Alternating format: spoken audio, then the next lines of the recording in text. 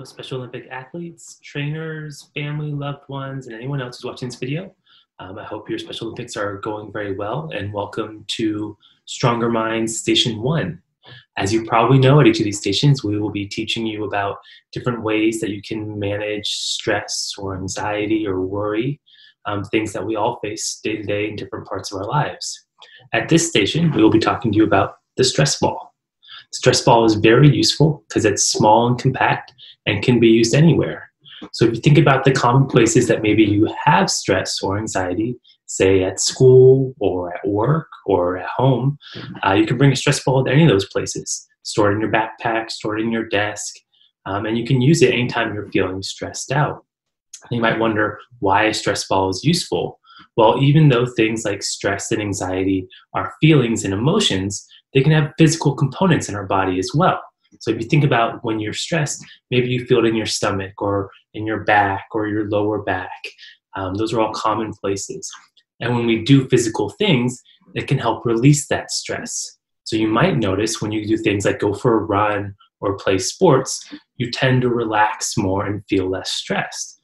Well, the stress ball is based off the same component, same idea. It's doing something physical to release some stress and some pent-up tension.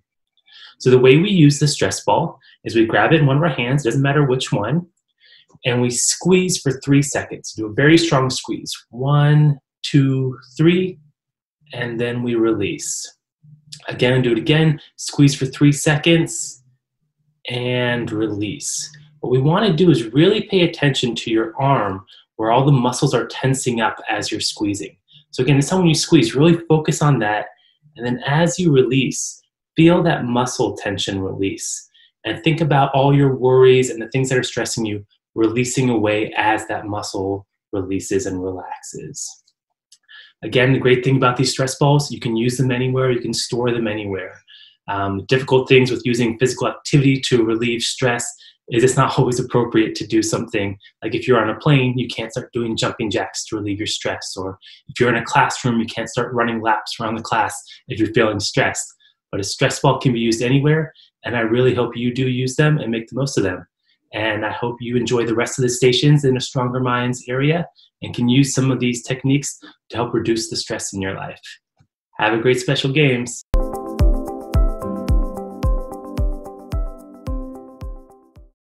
Hi everyone, this is Susie from Strong Minds, dropping in to teach you about strong messages. We're going to talk about some different ways to keep your mind strong when you're under stress. And I think this is super important because this year has been pretty stressful. So we can find inspiration anywhere, from anything, from anyone, right? And the idea is that it's important to figure out what works for you, because what works for me might not be what works for you. So hang with me while I explore 3 different ways that we can create some strong and positive messages. So number 1 is music. I love music. And I know that there's a lot of athletes who will listen to music right before a competition to get themselves to feel calm and focused, or even energized and ready to go.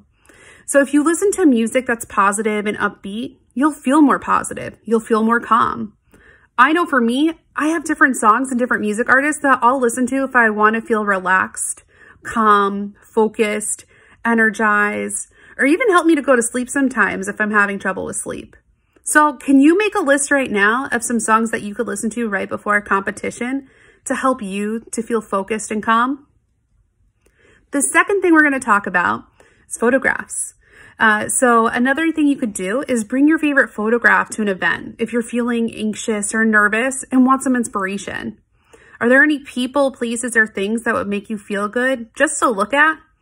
I know for me, I love to look at pictures of my friends and family, and especially their pets too. That helps me to have some positive feelings and also like combat any nervousness. I also like looking at pictures of places that I want to go. Just thinking of discovering a new place is really helpful for me. So, can you think of any pictures of people, places, or things that you could have at an event to help you feel calm? And then the last way, number 3, that we're going to talk about creating strong messages is through actually creating strong messages. So it can be super helpful to have a list of encouraging statements, kind of like your own personal pep talk. I find this super helpful. It's phrases that can help to keep us going and help us to feel powerful in the moment. So can you write down some of your personal pep talk phrases? I'm going to show you some of mine. So we can write encouraging statements in many different ways. I got some Post-its up there with just breathe, do your best, be brave, and you got this. The great thing about Post-it notes is that they're small, so you could keep one of these in your pocket. Another thing I like to do is collage some of these awesome messages. I love using bright colors because that helps me to feel positive and happy. And then I also like to put on different phrases. So you'll see live the life you love, live simply, joy, enjoy the little things. And this is a reminder that I hang in my home to just keep it positive. How can you be sad looking at something this colorful? Am I right? So I hope you guys can see that there's a ton of ways to create positive messages to help us feel calm and reduce our stress. You can use, again, music, photographs, or even writing your own personal pep talk of encouraging statements. Figure out what works for you and also be willing to try each thing because you never know. Something you think would not work for you could be the most helpful. All right, well, thank you guys for joining me, and please share the way that you develop and keep thinking of positive messages, whether that's music, photographs, a poster, or some sort of cool combination of all three. All right, take care and also stay safe during this really crazy time. Great to see you guys, and I hope that we have the games in person super soon because I miss you all. Bye.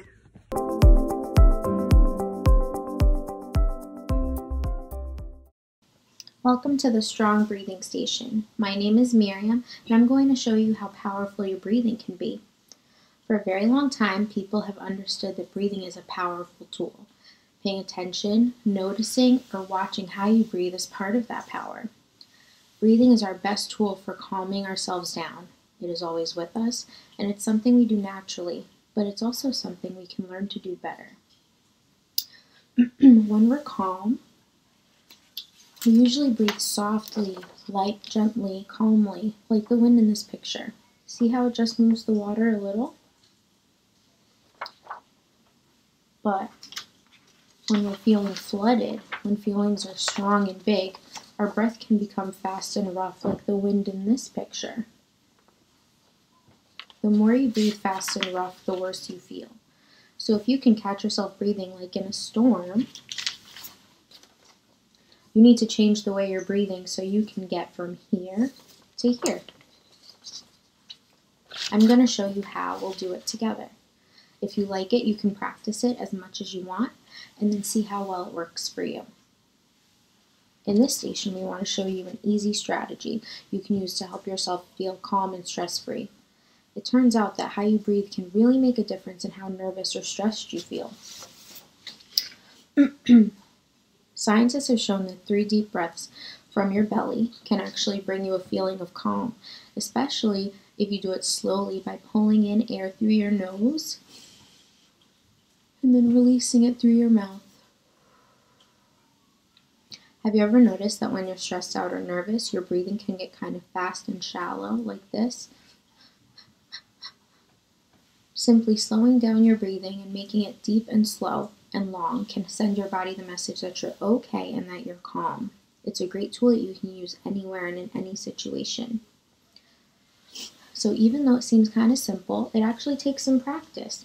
Try putting your hand on your stomach and see if you can feel your belly move outwards as you pull the breath in, and then in as you release the breath through your mouth.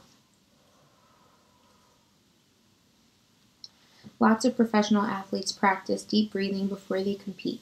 Scientists also say that taking 3 deep breaths when you're really mad can help you to get control of your feelings. They also say that doing some deep breathing when you go to bed can help you fall asleep faster. I don't know about you guys, but I have trouble falling asleep, and this could be a helpful tool for you. You can do deep breathing with something, or with like a pinwheel if you want to see the breath, or without it. It's really just a reminder of how helpful it can be. Some people make a habit out of doing 3 deep breaths at certain times in their day, sometimes in the morning or at night, and they put this in their morning or night routines. Or some people just use it when they need it, like if they're stuck at a stoplight in traffic, or if they're in the middle of an argument. That can help you to feel calm when you're rushing around or when you're upset for any reason. Are there any times in your day where doing 3 deep breaths would be a good habit? Hopefully you guys took something from this and you enjoy it and you practice it in your regular lives.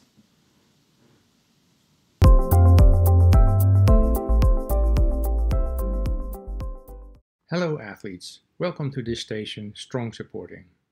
Support is something we all need at times, right? Whether it's during school, during work, or more importantly, during playing our sports at the Special Olympics. We like to cheer each other on, support each other, or being supported by our friends and fellow athletes.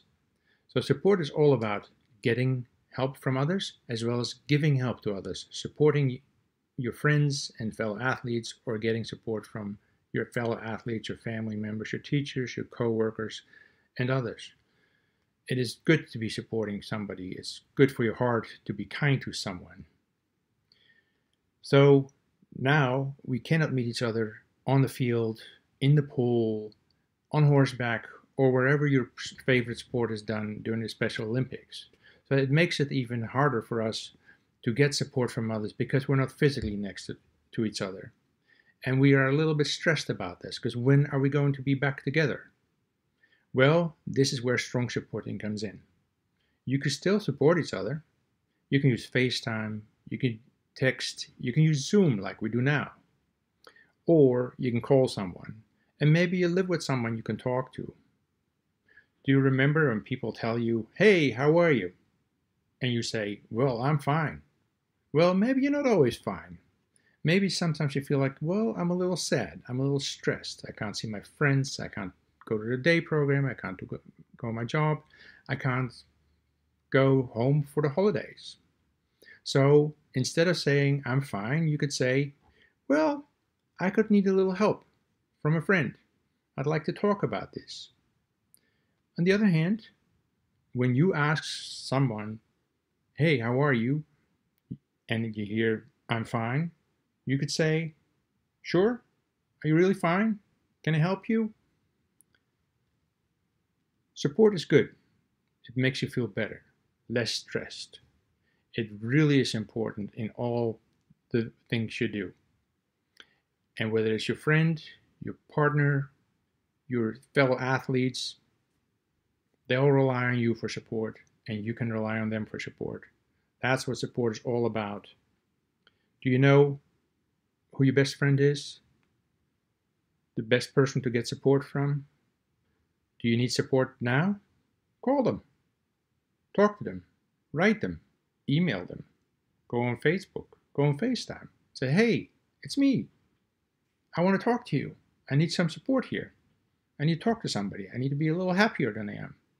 I'm a little stressed about not being able to go play my game in the next couple of weeks or next couple of months. It's kind of difficult. Or I have some difficulty at school or at work. I need some support from you." And similarly, you can do the same to your friends, right? It makes you feel good, less stress, you sleep better, you eat better, and overall you'll look happier. So support is very important to have and to give. So every time you need support, talk to a friend, talk to a parent, talk to a fellow athlete. Just because you can't be physically with them right now, there are multiple ways to do that. And I know you're all very good at texting, going on Facebook, doing FaceTime, calling. Do it, really, it helps. And we hope to see you soon in person again at the Special Olympics. In person, because it's so nice to meet each other and greet each other and hug each other. It's what we currently cannot do. But that time will come soon again. But in the meantime, don't forget your friends. Don't forget to ask for help. Support each other, support your friends, and ask for support when you need it. Until the next Olympics.